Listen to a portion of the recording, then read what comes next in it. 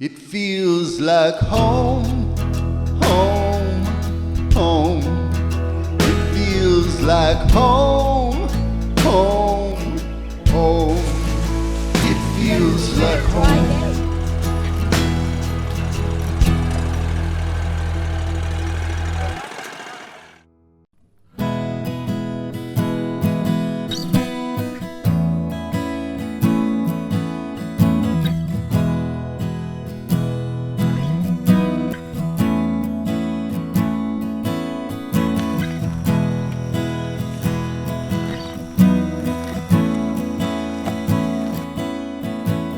Hey there, welcome to Weldon Home. Today the kids and I have been out picking blackberries and it is super hot here in North Carolina. We've got about 90 plus degrees and it is a very thorny job as well. But we managed to get enough for 2 batches of blackberry jam, which is 5 cups of crushed blackberries, 7 cups of sugar, and 1 container of Sure Gel. So you want to have those things all on hand.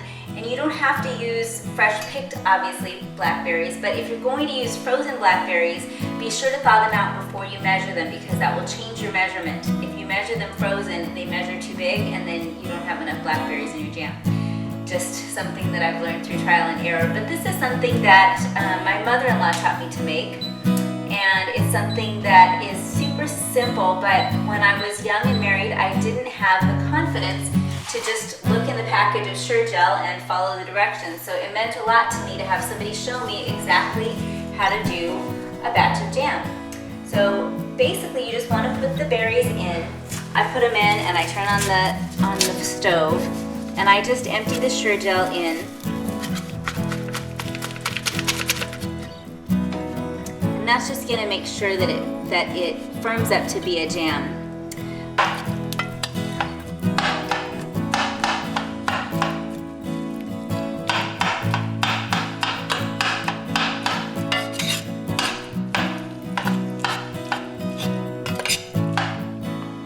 So you want to use a fairly high heat and bring the pectin and the fruit to a full boil. And as you can see, there are still some whole blackberries, and that's okay. You can either go ahead and fully smash them down and then you'll have a lot less lumpy jam, but I actually like some of the big hunks of blackberry in mine. So while that is boiling, I'm going to add the sugar all at once. And then I'm going to stir. And it's important to add the sugar all in at once so that it doesn't have a chance to crystallize and form lumps. And you want to make sure that you just continually stir that, or medium-high heat. And that's going to all come together. One beautiful purple blackberry, delightful color. There it goes. And you could, if you got 10 cups, I was looking, if we got 10 cups, I was going to make jelly. You could strain out all the seeds if that's something that bothers you and just make a jelly. And then just follow the same procedure. Jelly just requires more fruit, so I usually make jam because I feel like it just makes more product.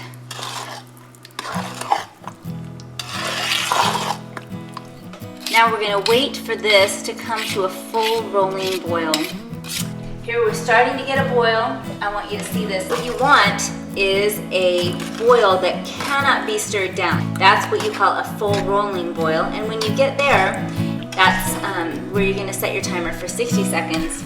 And that's what makes sure that you get a nice, firmed up, good jammy jam. What do you think, bud? Are you enjoying the coolness of the tile floor? How's our jam doing? How's our jam doing? Well, it's just starting to boil again. But again, it's not at that full rolling boil that we need. So we'll wait a little longer.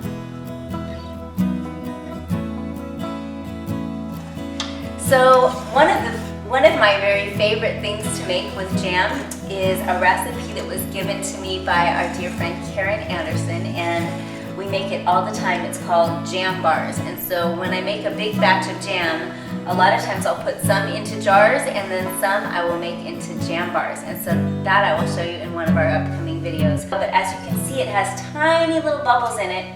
And at the end here, it's going to be something that we skim off, kind of that foam. There's a foam that comes up onto the top, and we want to skim off all the foam before we can it up. But you can see some of the foam is starting, and that's some of the impurities that are just cooking out. And so we will allow that to come up to a full rolling boil. You can see it's just starting to boil now. But again, this is not a full rolling boil. We're very, very close. All right, see, now it's starting to really get active. Almost looks like a volcano lava. And that is a boil that I cannot stir down. So I'm gonna go ahead and hit my timer for 1 minute.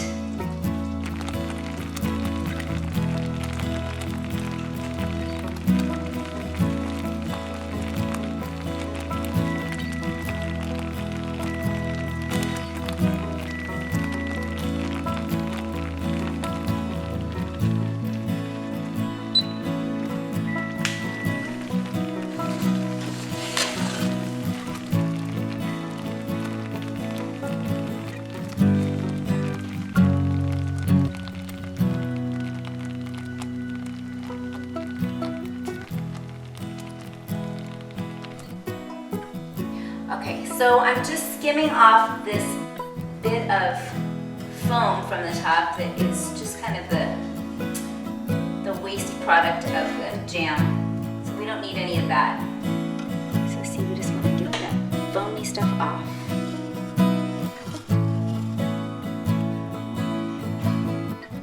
Just leave behind all the good bits of jam.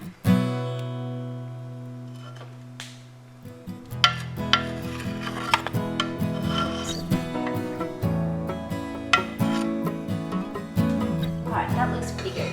So now I use this old cup that you really can't see the measurements on anymore, and this is what I use to dip into my jam and fill up my jars. So I hold the jar kind of by this thick part so that I don't get burnt. This is extremely hot. You can wait until it's a little cooler, but it goes in really easily if you do it while it's hot. So I just carefully pour in, and you want to do it to about a quarter of an inch to the top. Right there. Whoosh, that's hot. Don't burn your little fingers. And then I'll do this next one. So I'm doing a couple big ones, and I'll do the small ones and see how many we get.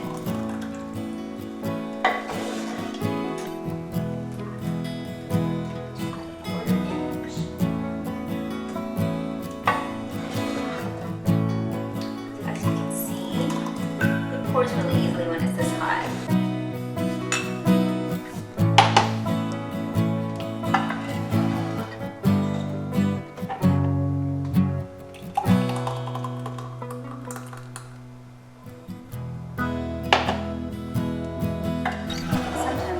Have enough left for a full jar, I just put it into a little bowl, and we have blackberry butter with dinner.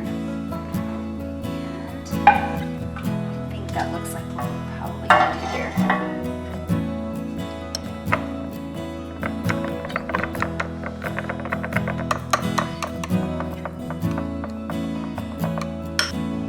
So when we moved into this little farm, there were wild blackberries everywhere, and we were like, oh my gosh, this is amazing. Well, the wild blackberries make excellent jam, but they're not as good for eating. So we have put in some thornless blackberries, but they haven't really come in too much yet. So we have just a handful of those, but my boys went out, I don't know, it might have been a week ago, and they managed to get an easy, quick batch of blackberry jam. And then we went out today, like 7 days later, and they're almost all gone. I mean, they've dried up, and so you really got to get on it. When you get the wild blackberries, get out there and get picking, even if it's been raining on us, like really heavy rain. But even if it's raining or whatever, you need to get out and get them while the getting is good, because they go really quickly. But as you can see, I've got my water bath canner kind of started over here, and I'm going to go ahead and start turning this up. I'll lower this next batch in, and it should go really quickly. So anyway, I hope that this is a video that helps you to have the confidence to go ahead and try jam making on your own. It is a really simple, easy process. Inside of the pectin, it tells you for cooked jam exactly what you're going to need, how much fruit, how much sugar, and how many cups they say it will make. It doesn't always make as many cups as it says for me, but it gets pretty close, and it's definitely worth doing. So I hope you give it a try and let me know if there's anything else you guys are up to this summer that you're having fun canning or doing. Oop, look, we've got a rolling boil on this that cannot be stirred down. So I'm gonna go ahead and turn on my timer for a minute, and then we'll can up that last bit and put it in the water bath canner and mark it for the date that it is so that we remember, and this would be good for at least a year, probably 2 years if you needed it to be, but I'm sure we'll use it up before then. Anyway, I hope you're having a wonderful summer, and I have more videos coming for you about cooking and some about making our chicken pen, because we need to contain our chickens. Our older chickens have been hiding all of their great big eggs from our newer, younger chickens. And so we need to probably contain everybody so we don't have to go looking for all of our free-range eggs in our wood pile and in various bushes throughout the yard. So hopefully we'll get that made here in the next week, and I'll give you a video on how we're doing our chicken pen. Anyway, take care, and we'll see you on the next video.